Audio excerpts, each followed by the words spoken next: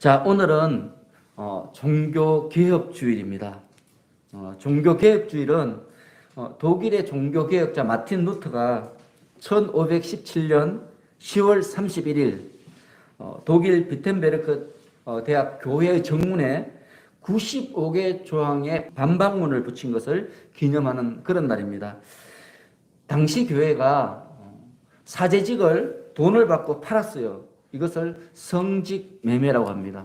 돈 주고 사제를 이렇게 사제직을 막 임명하는 거죠. 그리고 돈을 받고 죄를 사해 주는 것. 그것이 뭔가 하면 여러분들 다 잘 아시는 면죄부입니다. 그래서 매우 부패하고 매우 타락했습니다. 그래서 루터가 이런 부패하고 타락한 교회의 모습을 참지 못해서 독일 비텐베르크 대학 교회의 정문에 95개 조항의 반박문을 붙였는데 이 사건이 16세기 종교개혁의 출발점이 되었습니다. 그리고 그 결과 기독교가 나눠지는 거죠. 로마 교회, 구교죠. 카톨릭이라고 그러죠. 그죠? 로마 교회와 또 이 로마 교회에 항거한다. 것이 프로테스탄트라는 단어입니다. 그러니까 신교가 이렇게 생겨나게 된 것입니다. 그래서 교회가 이 종교개혁을 통해서 신교와 구교로 나눠진 것은 참으로 안타깝습니다. 저도 참 가슴이 아픈데, 그런데 그럼에도 우리가 이 날을 기념하는 것은 뭔가 하면 오직 하나님의 은혜, 오직 믿음, 그리고 오직 말씀으로 우리의 교회가 그때처럼 불의에 물들지 않도록 더 새로워지도록 다짐하는 그 계기로 삼는 거죠. 그래서 10월 31일 10월 마지막 주일을 종교개혁주일로 우리가 지키고 있습니다. 그래서 오늘 이 종교개혁주일을 맞이해서 우리 교회가 바른 신앙 위에 있는지 우리가 한번 되돌아봐야 되고요. 그리고 나의 신앙도 지금 바른 신앙인지 우리가 되돌아봐야 됩니다. 그렇게 할 때 우리 신앙이 그때처럼 타락하거나 변질되지 않고 하나님께서 기뻐하시는 바른 신앙이 유지될 줄 믿습니다. 오늘 여러분의 신앙을 다시 한번 돌아보시기를 예수님의 이름으로 축원합니다. 자, 오늘 본문은 지난 주일에 이어서 율법에 속한 자와 믿음에 속한 자가 어떻게 다른가, 그리고 믿음을 소유한 우리는 어떤 신분인가 하는 것에 대한 오늘 보충으로 설명하고 있습니다. 자, 먼저 1절 2절 함께 했습니다. 시작. 내가 또 말하노니 유업을 이을 자가 모든 것의 주인이나 어렸을 날 동안에는 종과 다름이 없어서 그 아버지가 정한 때까지 후견인과 청지기 아래에 있더니. 자, 지난 주일에도 제가 설명을 조금 드렸는데 이 서신이 기록될 당시 로마 사회에는 매우 독특한 전통이 있었어요. 이게 정말 매우 독특합니다. 어떤 전통인가 하면 귀족의 자녀는 아버지가 가진 모든 재산, 모든 권력, 모든 명예, 모든 소유물의 상속자예요. 당연하죠, 그죠? 그런데 이 자녀가 아버지가 정한 그날까지는 초등교사, 우리가 지난번에 살펴봤죠. 초등교사와 오늘 본문에 보면 후견인과 청지기의 지도 감독을 받아야 했어요. 여러분, 여기에서 초등교사나 후견인이나 청지기는요, 다 그 가문의 노예예요, 노예. 여러분, 아들이, 자녀가 이런 노예의 지도를 받는다는 거예요. 좀 신기하죠, 그죠? 말도 되지 않지 않습니까? 지금 우리가 생각하면 뭐 그런 법이 어디 있어? 이렇게 생각되는데 이 당시에는 그랬어요. 왜 이렇게 했는가 하면 그렇게 엄격하게 키워야 그 가문의 전통이 유지될 수 있었고 그 가문이 몰락되지 않을 수 있었기 때문에 자녀를 강하게 키우기 위해서 이런 제도를 두었던 것입니다.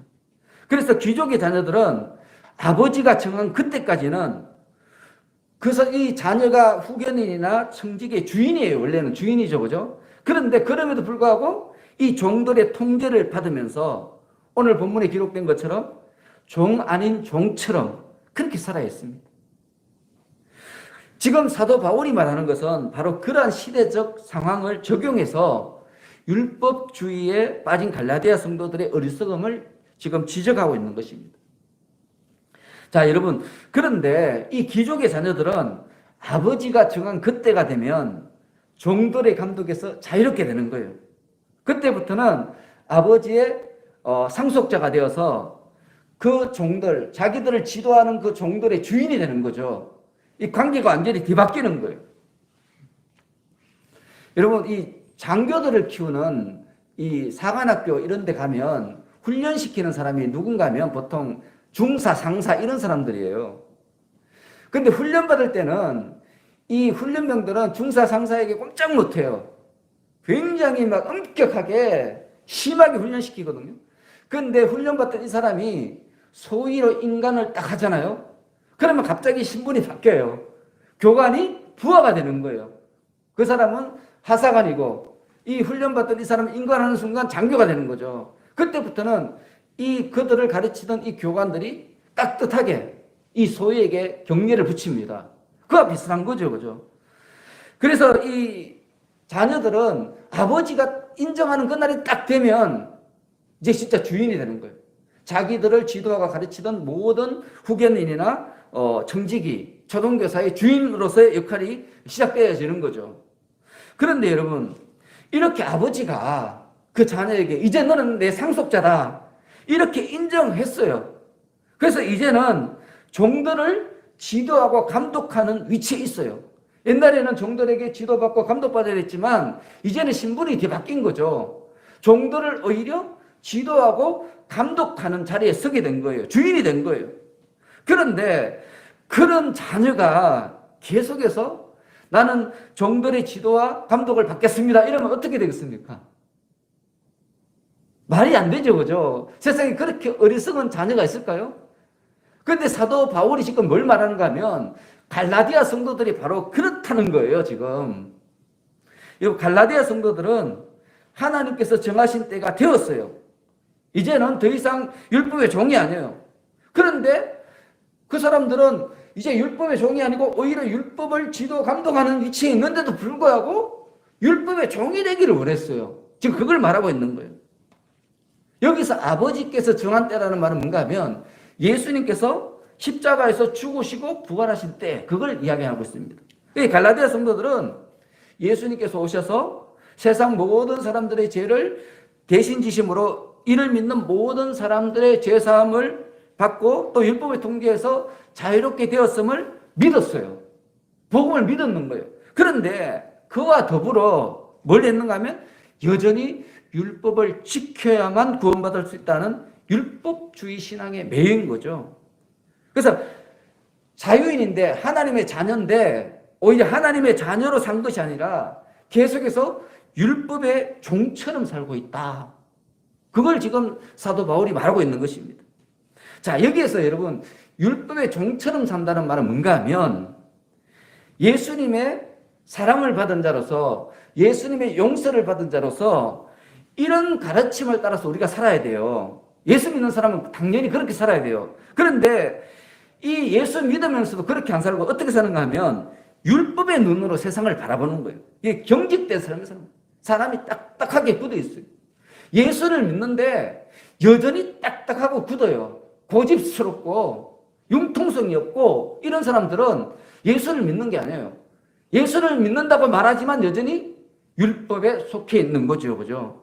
그리고 예수님의 사랑과 용서보다는 자꾸 율법의 잣대를 막 들이대요. 그래서 상대방을 정죄하고 판단하고 또 그런 행위를 통해서 자기의 신앙적인 우월감을 가시는 거예요. 혹시 여러분 그렇지 않습니까? 다른 사람들의 막 신앙을 막 이렇게 판단하고 정죄하면서 그러면서 은근히 자기는 믿음이 좋다는 것을 부각시키는 그런 행동을 하지 않고 있습니까? 여러분 주위에 그런 분들이 적지 않죠. 그죠? 그런 사람들은 아직도 율법에 속해 있는 자라는 것입니다. 그리고 여러분 또 한 가지 우리가 가장 많이 범하는 게 뭔가 하면 예수를 믿는데 여전히 미운 사람이 미워요. 싫은 사람이 싫어요. 그러면서 나에게 덕이 되면 나에게 유익이 되면 괜히 가까이 하고 싶은 마음이 생기는 거예요. 여러분 이런 것은 자기중심적인 삶이거든요. 이것은 예수를 믿는 사람의 삶이 아니에요. 예수를 믿는 사람은 이타적인 삶을 사는 사람이에요. 자기중심적인 삶에서 벗어나서 예수님을 본받아서 이타적인 삶을 사는 사람인데 근데 예수를 믿는다 하면서도 여전히 자기 중심적인 삶을 사는 거예요. 이런 사람은 지금 뭐예요? 갈라디아 성도예요, 지금. 이 편지를 받기 이전에 갈라디아 성도라는 거죠. 그리고 여러분, 이런 율법의 함정에 빠지게 되면 예수님의 가르침조차도 타인을 판단하고 정지하는 도구로 삼아요. 자기도 모르게 그러는 거예요. 자기도. 예수님이 너 왜 그러냐? 성경 안 읽냐? 이러면서 자꾸 정지하는 거, 판단하는 거죠. 여러분, 이런 사람의 삶에는요, 용서와 용납, 오래 참은 자비 없어요. 찾아보기 굉장히 힘들고요. 오직 자기 자랑밖에 없어요. 자기 자랑. 입만 열면 자기 신앙을 자랑하고요. 자기 의를 막 자랑하고. 은근히 자랑하는 거예요. 자기가 나는 신앙이 있다는 걸 자랑하는 거죠. 다른 사람을 비판하면서. 그리고 예수를 믿는 그 모든 그의 행위들이 우리가 자세히 살펴보면 모두 자기 의를 자랑하는 그런 악취가 나는 그런 행동들이에요. 여러분, 이런 분들이 너무너무 많아요. 지금 너무너무 많습니다. 한국 교회가 지금 심각한 이유가 바로 그거예요. 여러분들은 어떻습니까? 여러분들은 은근히 다른 사람들의 신앙을 폄하하면서 자기 신앙을 조금 부각시키는 그런 행동을 하지는 않습니까? 만일 그렇다면 우리는 아직 율법에 갇혀 있는 거예요. 여러분, 더 심각한 문제는 뭔가 하면 이런 행동이 예수님의 희생을 헛되게 하는 거거든요. 원래는 율법으로 돌아가는 거니까, 믿음 이전으로 돌아가는 거기 때문에 예수님의 희생을 헛되게 하는 거예요. 그리고 하나님의 마음을 정말 아프게 하는 행동이거든요. 그런데 그러한 행동하는 사람은 그걸 몰라요. 이게 문제죠. 알면서 그러겠습니까? 그렇죠, 그죠? 알면서 그러는 사람은 거의 없습니다. 그런 사람은 화인을 맞았다 이렇게 말하거든요. 사탄으로부터 화인을 맞은 자, 그런 사람은 별로 없어요. 많지 않습니다. 거의 대다수들은 몰라서 그런 거예요. 하나님의 말씀을 바로 배우지 못했기 때문에 그래서 그런 행동을 하는 거예요. 여러분, 오늘 이 본문에 바울이 갈라디아서를 쓰는 것도 마찬가지 아니겠습니까? 만일 갈라디아 성도들이 알면서 그런 행동을 하면 이거 써봤자 뭔 소용이 있습니까? 그렇지 않겠습니까? 보내봤자 이거 읽기나 하겠습니까? 그런데 지금 바울은 뭘 말하고 있는 거예요? 이 사람들이 아직 그걸 몰라서 그렇다는 거죠. 모르기 때문에 진리를 가르치면 돌이킬 줄 믿고 이 갈라디아서를 쓴 거예요. 제가 여러분들에게 지금 이 설교를 하는 것도 마찬가지죠. 여러분들이 설령 그런 삶을 살았다 할지라도 지금 오늘 이 말씀을 듣고 돌이키면 되는 거예요. 돌이키면 되죠. 그러면 진짜 하나님의 자녀가 될 수 있다는 것입니다. 그리고 여러분, 진짜 큰 문제는 오늘날에는 이런 형태가 더 강하게 나타나고 있어요. 더 강합니다. 많은 성도들이 율법의 눈으로 타인을 정죄하는 것은 기본이고요. 그거는 기본입니다. 더 큰 문제는 뭔가 하면 자기 자신을 정죄하는 거예요. 내가 하나님의 뜻대로 살지 못하면 하나님께서 나를 징계하실 것이다. 그런 생각을 가지고 있어요. 기본적으로 가지고 있어요. 자신이 바른 삶을 살지 못하면 하나님께서 벌을 주실 거라는 어떤 그런 막연한 두려움을 가지고 있는 거예요. 그래서 이분들이 주의를 지키지 않거나 헌금을 드리지 않거나 교회에서 맡은 사역을 바르게 감당하지 않으면 하나님께서 나를 심판하실까 봐 은근히 두려워해요. 율법에 갇힌 거죠, 그것도. 그래서 의무적으로 하는 거예요, 의무적으로. 기본만 한다 그래요. 제가 많이 들은 말 중에 뭔가 하면 저는 기본만 합니다. 이런 말 참 많이 들었습니다. 이게 그런 같은 뜻입니다. 그러면서 많은 성도들이 내가 헌금을 많이 하면, 교회에 봉사를 많이 하면 하나님께서 그에 상응하는 복을 주실 거야. 그렇게 믿는 거예요. 근데 이걸 철저하게 믿어요, 철저하게. 아무리 가르쳐도 깨어지지가 않아요. 너무 강력하게 믿으니까, 이것을. 여러분, 그러면은 하나님께서 내가 하는 만큼 복을 준다면은 구원도 마찬가지 아니겠습니까? 예수님은 우리를 조건 없이 사랑하셨잖아요. 누구든지 살인자라도 악한 자라도 예수를 믿으면 용서하고 구원해 주시는 게 하나님의 사랑입니다. 그런데 그 사람의 그런 논리라면 그런 사람은 구원을 받을 수가 없죠. 하나님께 한 게 아무것도 없으니까. 그런데 너무 그렇게 생각해요. 그래서 기도 제목이 우리 교회에서 11조 제일 많이 하는 사람 되게 해주십시오. 뭐 이런 기도 하라고 막 그러지 않습니까? 그게 뭔가 하면 이 기복주의에 철저하게 물든 거예요. 하나님의 복음을 교묘하게. 그래서 이 갈라디아서에는 그런 가르침을 다른 복음이다 이렇게 말하죠. 제가 처음 설교할 때 말씀드렸죠. 그죠? 갈라디아서는 다른 복음에 대한 경계에 대한 책이다. 그런 말씀을 드렸지 않습니까? 그래서 성경에서 가르치는 이 가르침에서 뭔가를 덧붙이면, 자기의 생각을 덧붙이면 다른 복음이 되는 거예요. 이 다른 복음이 더 많이 나아가면 이단이 되는 거예요. 더 나아가면 적그리스도가 되는 겁니다. 위험한 거죠. 굉장히 위험한 것입니다. 여러분, 우리가 주의를 지켜야 돼요. 주의를 안 지키면 안 되죠. 헌금도 드려야 돼요. 마땅히 드려야 됩니다. 그 교회에 봉사도 하고 헌신도 해야 돼요. 그런데 이것이 하나님께서 나를 징계하실까봐 두려워서 하는 것이어서는 안 된다는 거예요. 그건 율법이고요. 하나님의 자녀이기 때문에 나는 당연히 한다. 권리로서 우리의 권리를 행사하는 것이 돼야 돼요, 여러분. 우리가 교회에 봉사하는 것도 우리의 권리예요. 아무나 할 수 없는 거죠. 하나님께서 허락하신 사람만 할 수 있는 거예요. 우리가 주일날 예배 드리는 것도 아무나 주일날 예배 드릴 수 없습니다. 하나님께서 허락하신 사람만 예배를 드리는 거예요. 권리예요, 권리. 헌금도 마찬가지죠. 하나님의 교회를 세워가는 것 아무나 할 수 있는 게 아니죠. 우리가 참 어렵지만 내가 먹을 게 콩 한 쪽밖에 없지만 그걸 반 나눠서 하나님께 바치는 것, 이게 헌금 아닙니까? 이를 통해서 하나님의 교회가 든든히 세워져 가기 때문에 헌금도 우리의 권리인 거예요, 권리. 그런데 이것을 자꾸 마귀는 의무로 만드는 거예요, 의무. 근데 거기에 너무 많은 사람들이 넘어갑니다. 여러분, 우리는 하나님을 사랑하는 사람들이잖아요. 그렇죠? 그런데 우리는 무언가를 함으로써 하나님께 사랑받는 사람이 아니에요. 이게 율법이에요. 내가 무언가를 해야지 하나님이 나를 사랑하실 것이다. 이렇게 생각하면 율법인 거죠. 계약, 이게 아주 굉장히 상업적인 관계예요. 그런데 우리는 그런 관계가 아니고 하나님께 사랑을 받았기 때문에 우리는 무언가를 할 수 있는 사람이죠. 누군가를 사랑할 수 있는 사람이 되는 거죠. 이게 믿음이라는 거예요. 사랑을 받았기 때문에 사랑받은 자로서 그 은혜에 감동해서 사랑을 실천하는 사람이죠. 우리가 바로 그런 사람이에요. 은혜를 받았기에, 용서를 받았기에, 용서받은 자로서 거기에 감동해서 다른 사람을 용서하는 사람. 그게 우리 기독교인이죠. 그죠? 그런데 이것이 자꾸 사라져요. 우리 삶 가운데. 처음 예수를 믿었을 때는 그게 내 마음속에 깊이 들어와서 보는 사람마다 은혜로 보여지기 시작했는데 조금 말씀이 들어가고 성령의 권능을 받고 교회에서 인정받게 되면 자꾸 율법으로 자꾸 돌아가는 거예요. 다시 넘어가는 거예요. 그래서 여러분들은 이 율법이라는 잣대를 버리시기 바랍니다. 그리고 공로주의, 기복주의적인 가치관과 신앙을 버리시기 바랍니다. 이제는 더 이상 율법의 종이나 어린아이로서가 아니라 성숙한 하나님의 자녀로서 자유와 권리를 누리시기 바랍니다. 능동적인 삶을 사시기 바랍니다. 교회에서 뭔가 시키면 따라가고 이게 아니고요.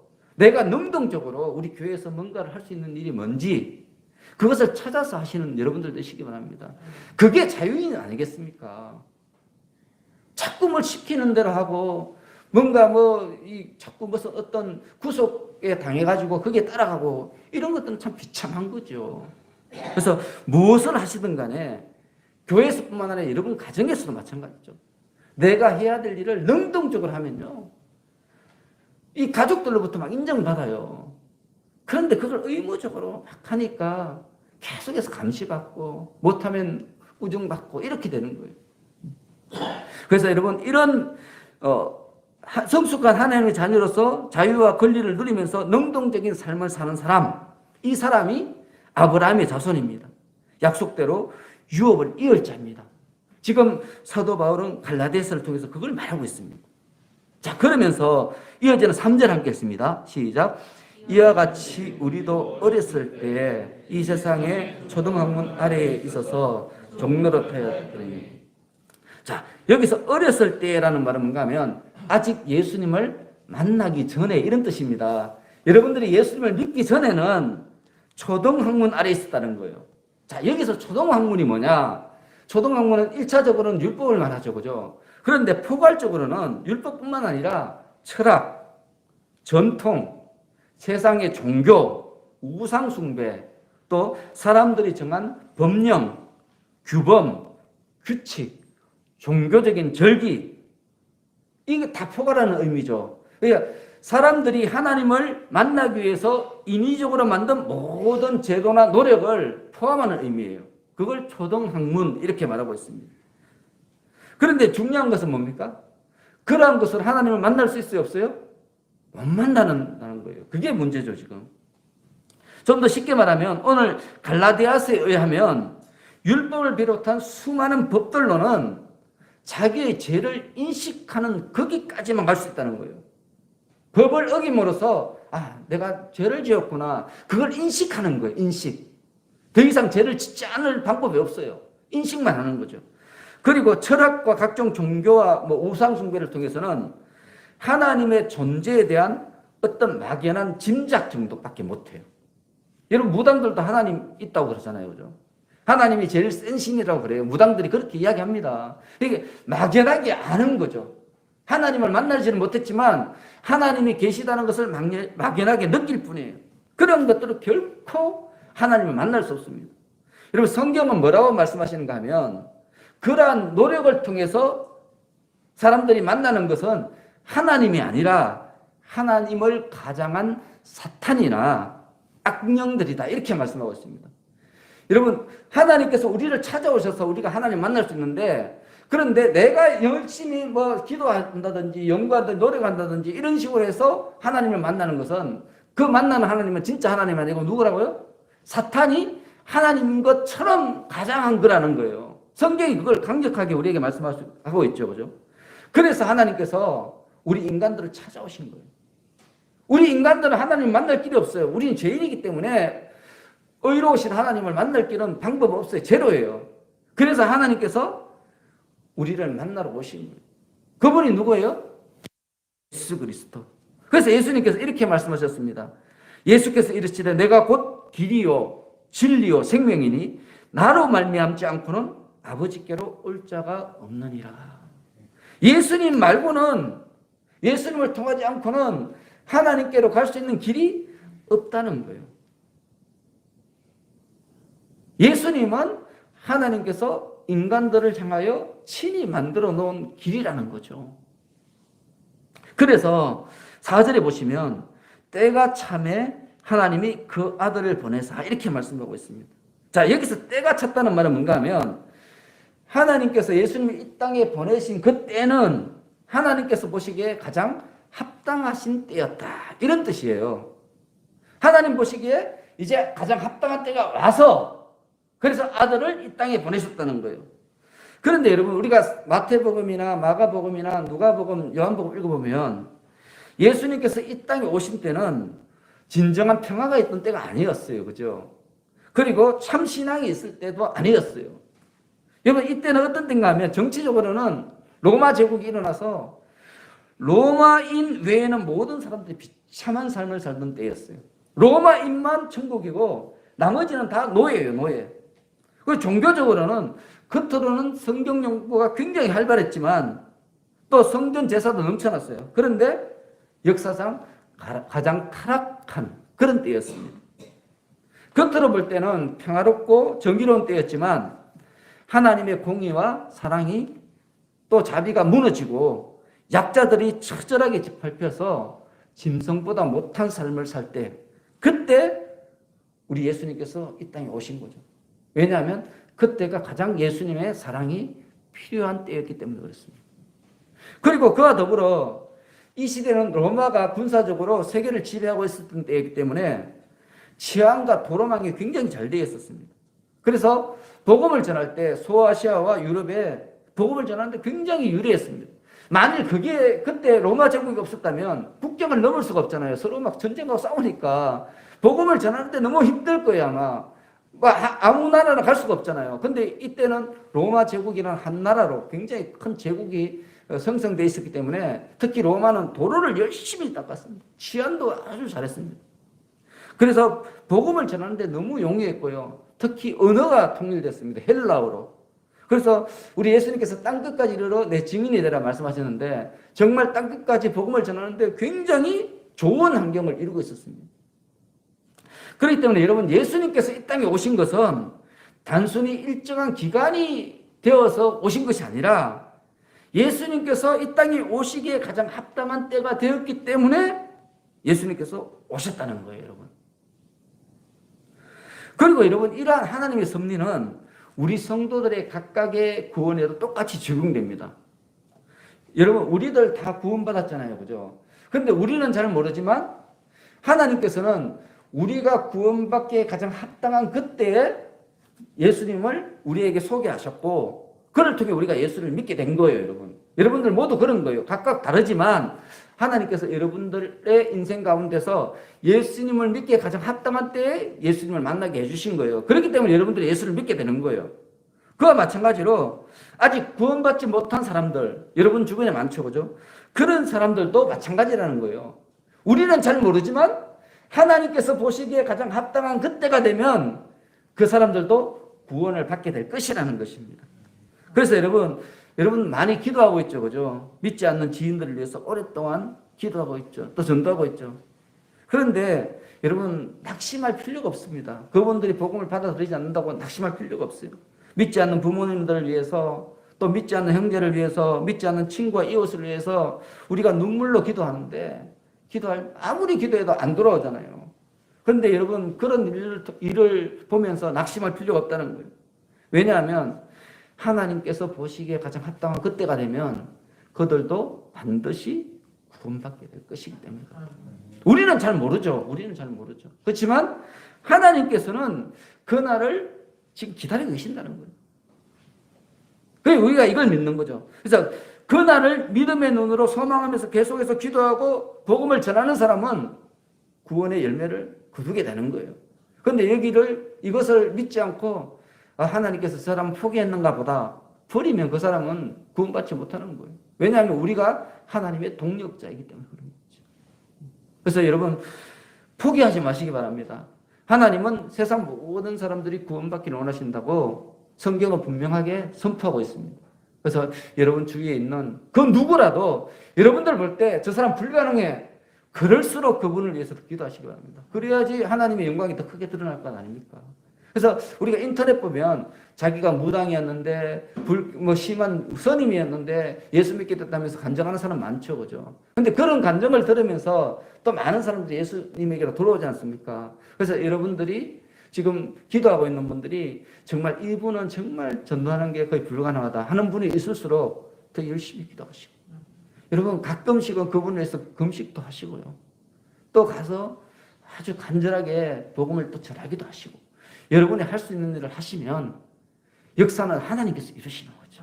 그래서 그러한 복을 누리시는 여러분 되시기를 축원합니다. 자, 이어지는 6절 함께 했습니다. 6절 시작. 너희가 아들임으로 하나님이 그 아들의 영을 우리는 아빠 아버지라 부르게 하셨느니라. 자, 하나님께서 예수님을 믿는 우리들에게 아들의 영이 누구시죠? 성령, 그죠? 성령님을 우리 마음에 보내주셔서 그 분으로 인해서 우리가 하나님을 아버지라 부르게 하셨다, 이렇게 말씀하고 있습니다. 자, 우리가 하나님을 아버지라고 부르려면 우리의 마음속에 누가 계셔야 돼요? 성령님이 계시지 않으면 우리는 하나님을 아빠 아버지라 부를 수 있어요, 없어요? 부를 수가 없는 거죠.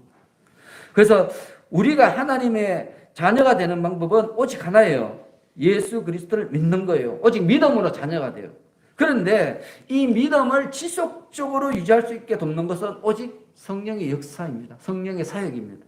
성령께서 돕지 않으시면 우리는 세상의 미혹에서 우리의 믿음을 지킬 수 없어요. 여러분, 성령님께서 그 마음에 내재하지 않으면 그 사람은 곧 신앙에서 멀어지게 됩니다. 누구든지 신앙생활 50년 해도요, 그 마음속에서 성령님 떠나시면 바로 예수님을 부인하게 됩니다. 그러므로 여러분, 예수를 믿는 것 정말 중요해요. 가장 중요하죠, 그죠? 하지만 그에 못지않게 내 마음속에 성령께서 계시냐 계시지 않느냐, 그게 더 중요하다는 거예요. 여러분, 성령의 가르침이 없이는 하나님을 온전히 알 수가 없어요. 그리고 예수님을 지속적으로 믿을 수 없고 오늘 본문에 하면 하나님을 아빠, 아버지라고 부를 수가 없습니다. 우리가 하나님의 자녀가 될 수 없는 거예요. 자, 그렇다면 여기 질문이 있죠, 그죠? 과연 나는 하나님의 아들이 영이신 성령님을 받았느냐? 나는 그것을 어떻게 확신하느냐? 그것에 대한 의문이 있죠, 그죠? 많은 분들이 여기에 대해서 의문을 갖고 있더라고요. 여러분, 성령님은 눈에 보입니까? 안 보입니까? 안 보이시죠, 그죠? 그래서 성령은 눈에 안 보이기 때문에 누가 성령을 받았는지 안 받았는지 그 눈으로는 분간할 수 없어요. 여러분들 여기 앉아 계신 분들도 성령을 받았는지 안 받았는지 알 수가 없죠. 알 수가 없어요. 영이시기 때문에 성령님은 눈에 안 보입니다. 그래서 우리 예수님께서 우리에게 이렇게 가르치셨어요. 뭐라고 말씀하셨는가 하면 바람이 임의로 불매 내가 그 소리는 들어도 어디서 와서 어디로 가는지 알지 못하나니 성령으로 난 사람도 다 그러하니라. 자, 여러분, 바람의 모습을 우리 눈으로 볼 수 있나요, 없나요? 바람은 눈에 보이나요, 안 보이나요? 안 보이지만 바람이 지금 불고 있는지 안 불고 있는지 뭐로 알 수 있어요? 느낌을 알 수 있잖아요. 느낌. 바람이 불면 소리가 나고요. 나뭇가지가 막 움직이고 막 그렇지 않습니까? 나뭇가지가 움직이니까 아, 바람이 부는구나. 지금 바람이 있구나. 이걸 알 수 있는 거죠. 그죠? 성령의 존재도 똑같다는 거예요. 성령을 받은 사람이 하는 행동을 통해서 그가 성령을 받았는지 받지 않았는지 알 수 있다는 것입니다. 여러분 삶 가운데 나타나는 성령의 역사나 또 성령의 열매를 통해서 여러분들이 성령을 영접한 사람인지 아닌지 분명하게 알 수 있게 되는 거예요. 그래서 성경은 야고보서에서 이런 말을 합니다. 행함이 없는 믿음은 그 자체가 죽은 믿음입니다. 성령께서 내 안에 계시는데 성령께서 가만히 계셔. 있는지 없는지 몰라. 이거는 죽은 믿음이라는 거예요. 내 안에 성령께서 계시면 그것이 행동으로 행함으로 어떤 현상으로 나타나야 된다는 거예요.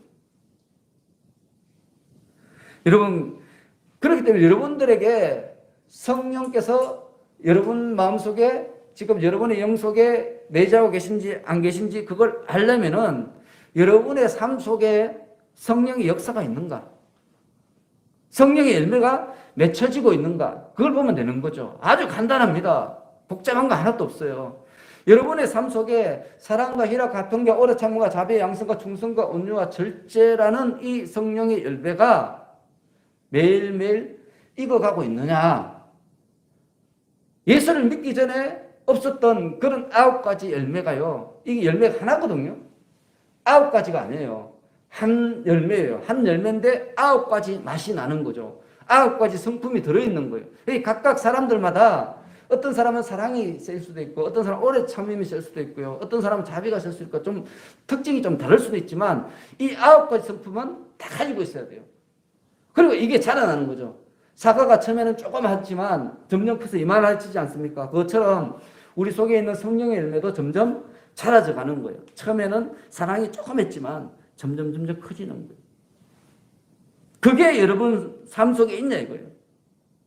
그게 없으면은 여러분은 성령을 영접한 사람이 아니라는 거예요. 성령을 영접하지 않으면 하나님을 아버지라고 못 불러요. 그런 사람은 하나님의 나라에 갈 수가 없는 거죠.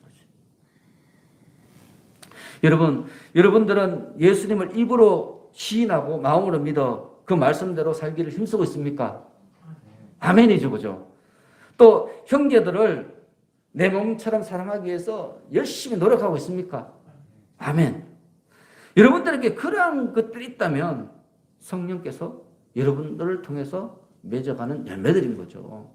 여러분 예수를 안 믿으면 그런 일을 하겠습니까?